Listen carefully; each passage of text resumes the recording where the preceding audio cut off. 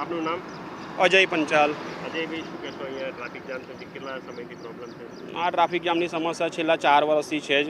જ્યારે પણ ચોમાસું આવે બ્રિજ ઉપર ખાડા પડે છે અને ટ્રાફિક જામ થાય છે.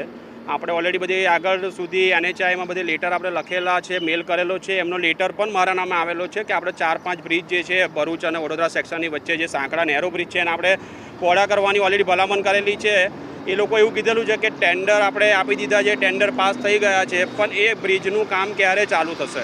બરાબર. હવે એ વસ્તુ છે કે ખાડા, ચાલો ઠીક છે, હવે ખાડા પડે છે, પણ ટ્રાફિક મેનેજ કરવા માટે બી પછી રોજ સવારમાં આપણે ટ્રાફિક PSOમાં કોલ કરવા પડે. એ લોકોની ગાડીઓ જલ્દી આવે નહીં, આ ટ્રાફિક મેનેજ થાય નહીં પ્રોપર. સવારે જે લોકો નોકરી જાય છે, જોબ ઉપર જતા હોય છે, એ લોકોને બહુ હાલાકી પડે છે અહીંયા.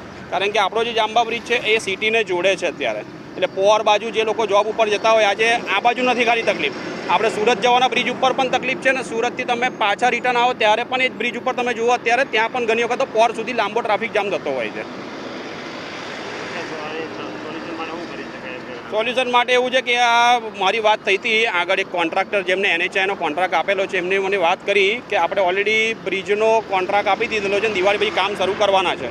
એટલે એક સારી વાત છે, પણ અત્યારે બી ટ્રાફિક જો થતો હોય તો આપણે ખાડા પૂરવાનું તો ઓલરેડી જે કોન્ટ્રાક્ટર વજુભાઈ છે એમની સાથે મારી વાત થાય છે ને, એ ઓલવેઝલી રોજ જ કામ કરે છે એમના માણસો, એ પણ મેં જોયું છે.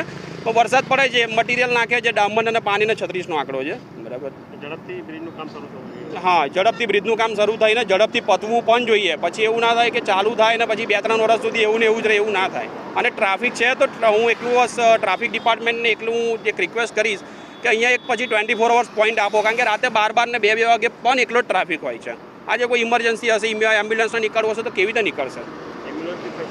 હા, એમ્બ્યુલન્સ બી કેટલી વખત ફસાય છે. દિવસમાં આવો ટ્રાફિક જામ હોય તો ફસાય જ ને સાહેબ. જાય જ કે આ તો ઠીક છે, અમે TRB મૂકેલા છે તો નીચે ટ્રાફિક જામ એકલો નથી થવા દેતા હવે, જેથી કરીને લોકો ઇઝીલી જઈ શકે.